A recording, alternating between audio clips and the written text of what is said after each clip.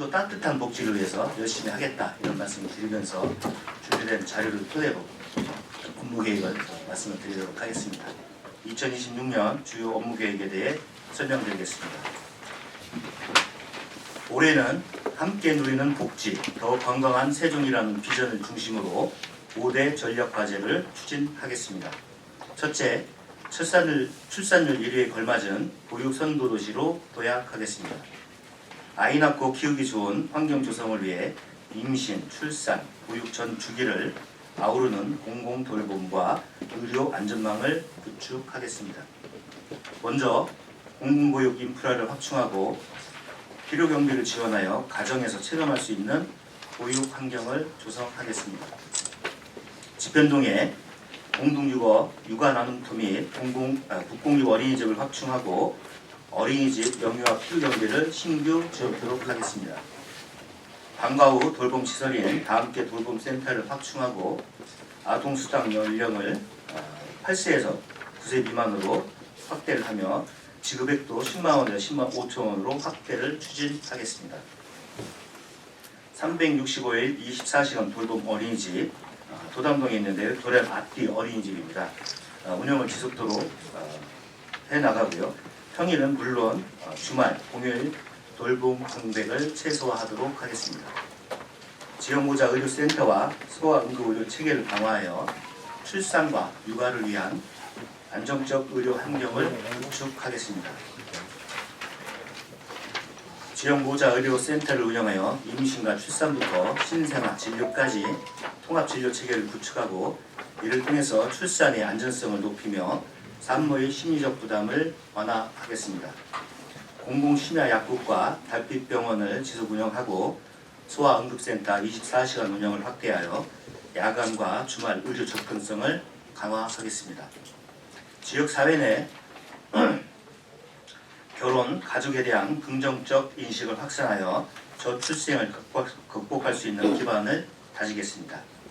세종령 인구 교육을 확대하고 이혼 남녀 인연 만들기 사업과 공공시설을 활용한 나만의 결혼식 사업을 지속 추진하겠습니다.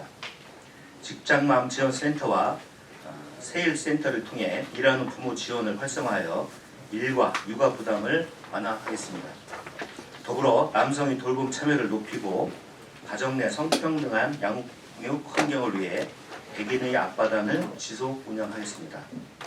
둘째, 고령사회 대비 세종령 통합돌봄 모델을 만들어 가겠습니다. 세종시는 고령화율이 가장 낮은 젊은 도시지만 사회적 추세에 따라 고령인구 증가에 대비하여야 합니다. 이에 고령인구 증가에 대비한 의료와 요양 등 통합돌봄 서비스를 오는 3월부터 본격 시행하도록 하겠습니다. 일상생활이 어려운 어르신과 장애인을 대상으로 방문의료, 방문요양, 생활전, 주거 수리 등 다양한 서비스를 개인별 돌봄 필요에 맞게 연계 제공하는 것이 핵심입니다. 현재 5대 분야 43개 돌봄 서비스를 발굴하였으며 특히 방문 의료 분야에서 지역 병원과 협력을 확대하여 집에서 편안히 진료와 치료를 받을 수 있는 기반을 강화하겠습니다. 참여 의료기관 수가 크게 확대되었는데 35개에서 52개로 확대되었다 이런 말씀을 드리고요. 읍면동과 동지역 간 의료 접근성 격차도 한층 완화되었습니다. 앞으로도 읍면동 신청을 통해 돌봄 필요들을 종합적으로 확인 후 맞춤 서비스를 제공하여 돌봄 사각지대를 최소화하겠습니다. 세종 충남대병원과 연계해 퇴원 이후에도 돌봄이 끊기지 않도록 대상 질환을 확대하여 치료 이후의 삶까지 돌보는 구조를 만들어 가겠습니다.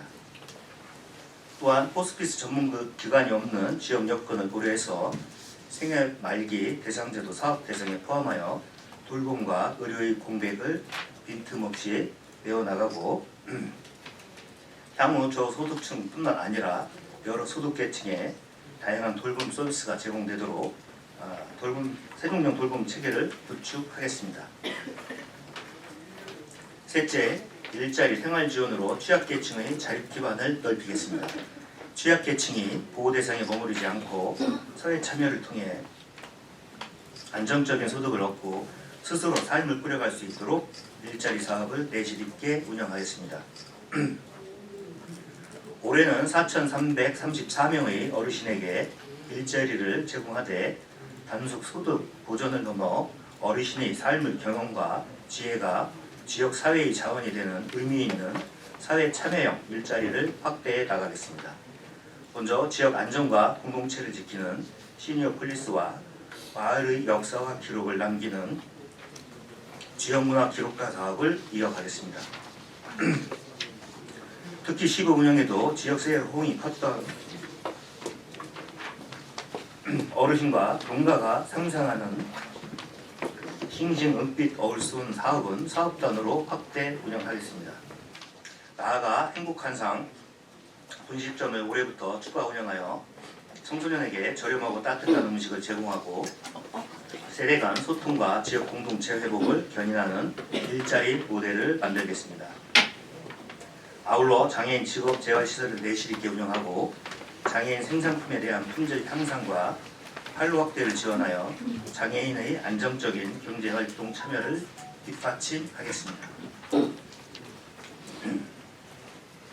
또한 저소득층 근로자가 참여하는 자활근로사업단도 확대 운영하여 근로 역량을 키우고 자립으로 이어질 수 있도록 지원을 강화하겠습니다. 이와 함께 사회보장급여를 확대하여 취약계층의 생활 안정을 도모하겠습니다. 기본생활보장을 위해 선정기준을 완화하고 급여별 지원 금액을 인상하여 실질적인 도움이 되도록 하겠습니다. 넷째, 청소년과 여성, 장애인을 위한 돌봄 서비스를 강화하겠습니다. 청소년의 건강한 성장을 위한 지원 체계도 견고히 하겠습니다. 청소년 복합문화공간과 청소년 특화거리를 운영하여 청소년이 다양한 분야에서 자신의 개성과 역량을 발휘하고 지역 인재로 성장해 나갈 수 있도록 지원하겠습니다. 여성의 안전을 위한 대응 체계도 한층 강화하도록 하겠습니다. 최근 증가하고 있는 여성 대상 디지털 성범죄와 스토킹 등 신종 폭력에 대응하기 위해 여성 긴급전화 1366 세종센터를 지속 운영하고 관계기관과 협력을 강화하겠습니다. 장애인과 발달장애인의 돌봄을 강화하여 가족의 경제적 부담을 완화하고 생활 안정을 도모하겠습니다. 장애인 활동 지원 단가와 기초수급자에 대한 장애인 연금 단가를 인상하고 최중증 발달장애인 통합돌봄 및 긴급 돌봄 서비스를 운영하겠습니다. 다섯째, 공공보건의료와 마음건강을 함께 강화하겠습니다. 권역책임의료기관인 세종충남대병원을 중심으로 필수 의료 역량을 강화하겠습니다. 중증 응급 환자의 신속한 이송, 전원과 진료 협력 지원, 퇴원 환자의 지역사회로의 연계 등 협력 체계를 공고히 해나가겠습니다. 시민의 정신건강과 마음까지 세심하게 살피는 예방 중심의 정신건강 정책을 강화하겠습니다. 구독사와 자살 위험이 지역사회의 주요 안전 문제로 부각되고 있는데요. 복지위기액과 읍면동 지역사회 보장협체 등을 통해 위기 가구를 선제적으로 발굴 지원하고 생명 존중 안심마을 사업을 5개 지역에서 8개 지역으로 확대하여 자살 구호 우영근을 조기 발굴 관리하면서 생명 존중 교육을 병행하는 등 촘촘한 생명 안전망을 구축하겠습니다. 지역사회 정신건강 실태 조사를 실시하여 시민 정신건강 수준과 위험 요인을 분석해 맞춤형 정신건강 사업을 추진하겠습니다. 또한 24시간 위기대응팀을 운영하여 정신건강 위기 상황에 대한 신속한 대응 체계를 구축하겠습니다. 마지막으로 감염병 대응 교육을 시민 밀착형으로 전환하여 대응 역량을 한층 강화하겠습니다. 그동안 공무원 대상으로 운영하던 감염병 교육을 시민 대상 강좌로 확대하겠습니다. 생애주기별 예방교육과 체험교실을 운영하고 장기요양기관 등 감염 취약시설과 의료계 종사자를 대상으로 실무교육을 실시하여 감염병에 선제적으로 대응해 나가겠습니다. 우리 사회의 낮은 곳을 살피고 시민 누구나 건강하고 활기차게 생활하도록 모든 역량을 집중해 나가도록 하겠습니다. 사회복지 기준에 대해서 말씀 주셨는데, 제가 2016년도에 복지정책 과장을 할 때 세종역 복지 기준을 마련을 하는 작업을 하고 바뀌었어요.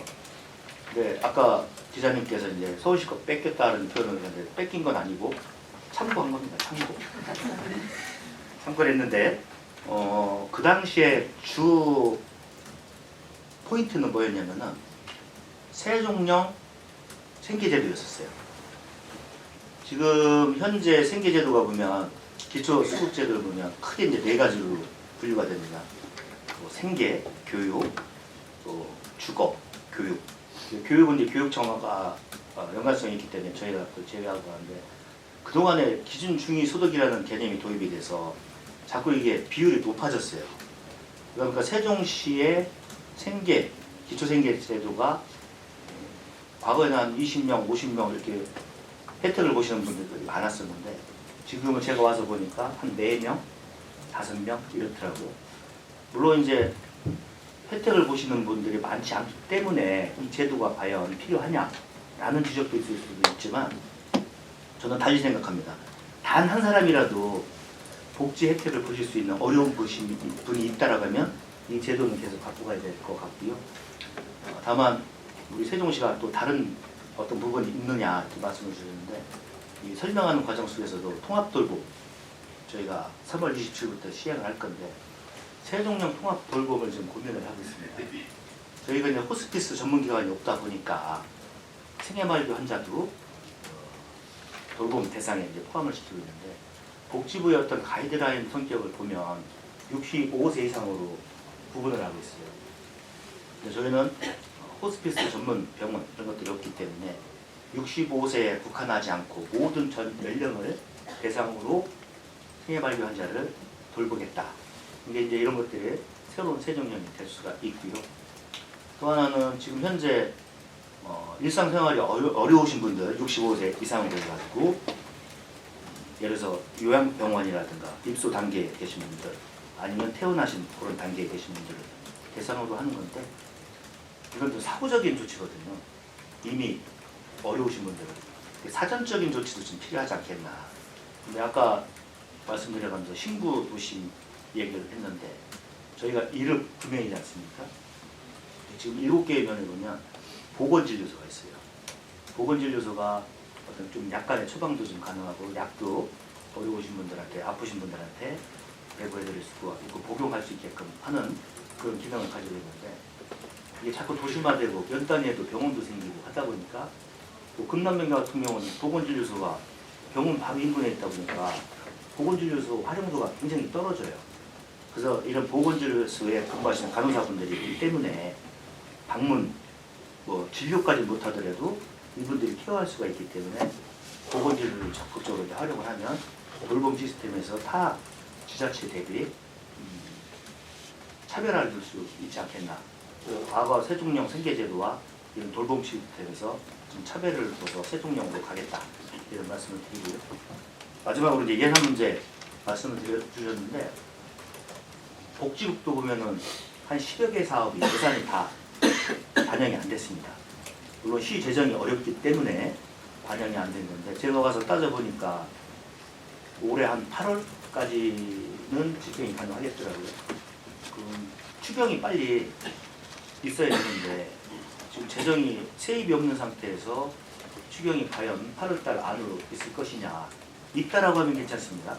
이런 것들이 해결이 되겠죠.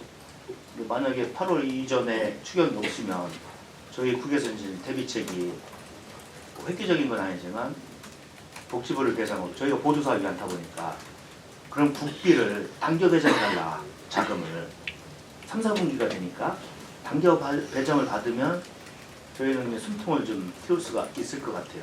하여튼 이런 부분들은 우리 시 재정부서가 전체적으로 같이 고민하고 각 부서에서 고민을 해야 되겠지만, 저희 국 나름대로는 복지부를 상대로 해서 자금을 좀 당겨 배정 받도록 하는 노력을 하겠다, 이런 말씀을 드리겠습니다. 지난해까지는 저희가 이제 어려움을 겪었던 것도 사실이고요. 지난해 하반기에 재난기금을 활용을 해서 충남대병원에 약간의 비용을 좀 저희가 지원을 해드렸고 그 이후에 전문의가 11명까지 이제 다시 확대가 됐어요. 그래서 지금은 지난해 말까지 이제 4회, 주 4회 운영을 했는데 금년부터 올해부터는 1월부터 이미 주 6회로 확대 운영을 하고 있습니다. 다만 일요일이라 이제 좀 쉬고 하는 건데 지금 다만 산모들을 위한 그런 치료는 계속 24시간 운영이 될 거고요. 지금 지속적으로 충남대 병원과 7일로, 6주 7일로 가자 계속 협의를 하고 있는데 저희가 또 지원책이 있으면 또 지원을 하도록 하고요. 일단 지난해 대비 4일에서 6일로 이제 확대가 됐기 때문에 세종 시민들께서 그런 부분에 대해서는 조금 걱정을 좀 덜 하시면 될 것 같고 다만 충남대병원은 이제 중증 이제 환자들을 위한 건데 경증 환자 같은 경우는 지금 NK병원 또 어린 아이들을 위한 거는 웰키즈 아름동에 웰키즈 병원이 있는데 저희가 웰키즈 병원처럼 달빛병원도 한 개수를 더 할 수 있는 여건이 돼요. 다만 지금 현재 수요 조사를 해보니까 그 인근에서 바로 옆 건물에서 다시 또 운영을 하시고자 하는 병원들이 있어서 왜냐면은 좀 분산을 시켜줘야 될 필요성이 있거든요. 그런 부분들을 이제 고민을 하고 있다. 그리고 이제 무대 말씀드린 것처럼 충남대 병원과는 7일로 확대하는 방안도 지속적으로 협의해 나가도록 하겠습니다.